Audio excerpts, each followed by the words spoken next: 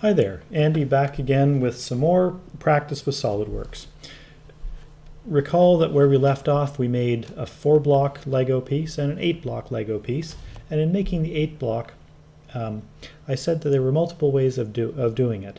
I want to show you another way that we didn't use, and by doing so we're going to go back to open up the 4-block one to start with. So here's the 4-block piece. I just went to my other documents recently opened, and there we're back to the 4-block one. Recall this had the spacing such that the nubs were 3 millimeters from the outside and the shell inside was 3 millimeters thick. And we made it realistic with chamfers on the outside and fillets on the inside. Well,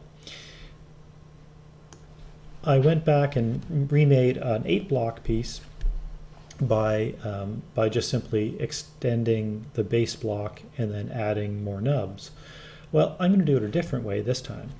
I'm going to use something called the linear pattern command, and this is in the features. So this is playing with solids that have already been created and just replicating them. Interestingly, if I just go straight ahead and say I'm going to pattern that, if I click the linear pattern, it's got a bunch of menu items on the left for me to pick. First thing is the direction. That's the direction of one of the directions of a pattern. I'm going to pick a line or an edge. I'm going to pick that line. And it wants to know what the spacing is, so what the spacing dimension of the pattern is. I'm going to pick 40. And I'm going to have 2 of them. Now nothing has changed here because down below you'll see that it doesn't quite know in these boxes, features and faces or bodies, what we're actually going to pattern. I could pick features and faces, and I could pick that whole block, and it's recognized that, and those. And so now it could pattern this. That's certainly one way to do it. I don't have to do it that way. I could also pick individual surfaces. Now the problem with individual surfaces is I need to pick all of them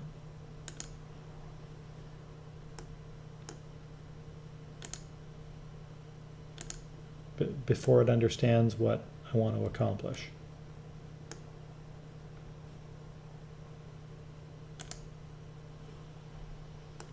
And you can see that all it's doing is the 3 surfaces I picked, which are just essentially hollow shells with no thickness. That's not what I want to do either.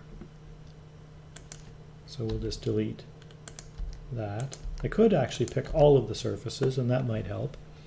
I could pick the whole bodies. That's actually the most convenient way often. There, I pattern the whole body like so. But look at this, that's not quite what I had in mind, because it's still got the chamfers on the edges here, and it's got a dividing line in the middle, which I didn't have when I made the part the other way. So it's not exactly what I was thinking of. So I'm just going to delete that. Over here on the design tree, you can delete or move around to some extent the various blocks that you wanted.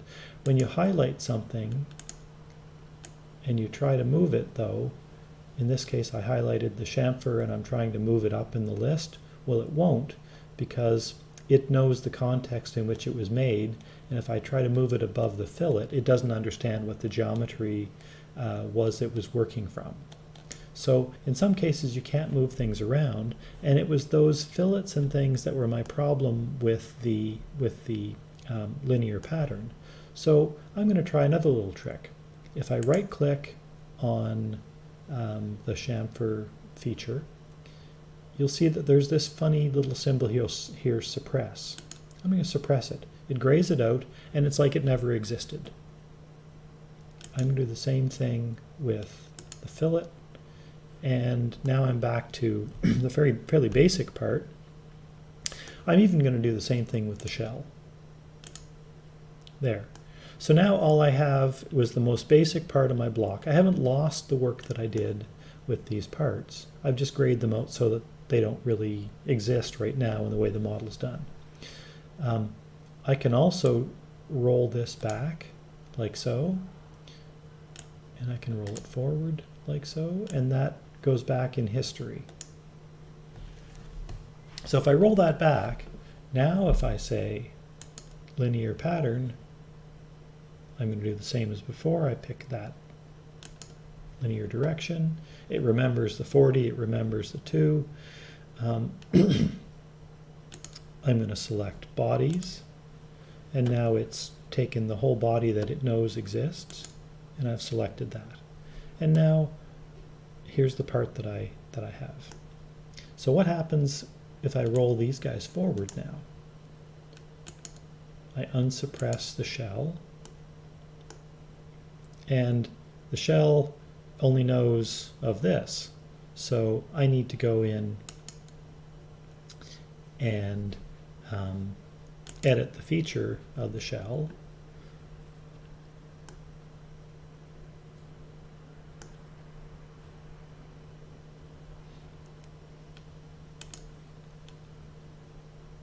And I want to tell it that we're doing both bodies. Oops, don't think that was the right way to do it. Oh, sorry about that. I think actually what I need to do is go back into the pattern, and rather than bodies, if I pick features and faces,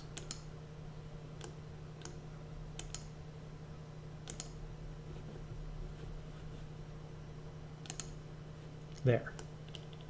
That shells it better. So those subtle little differences actually matter in SolidWorks, which is kind of a pain, but there you have it. Now, one of the things that was odd was that, recall in the shell before, we had to eliminate these little nubs, and so we're going to have to go do that again. I'm going to edit that, and the multi-thickness, we just need to add, selecting the multi-thickness, adding these guys to it. And there, that's done. We can unsuppress the fillet now. Didn't like some of the things. We'll see what that was about. Oh, look. It didn't quite know what the definitions were of some of the edges. So if we go in and we edit the fillet, it tells us in yellow that there's missing edges here. I'm just going to delete those missing edges.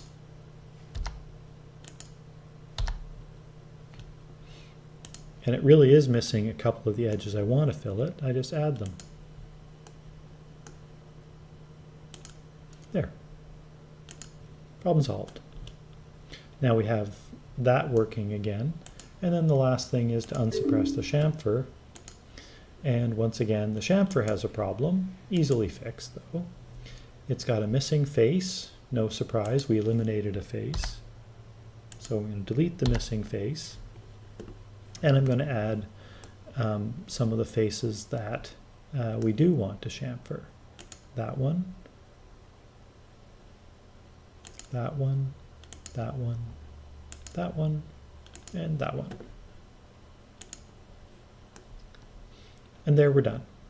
Now, one of the annoying things about it is because the spacing that I picked for my Lego block was different, the spacing between these pattern elements is a bit weird. I'm not going to worry about that this time around, but I've just shown you a different way to make this part.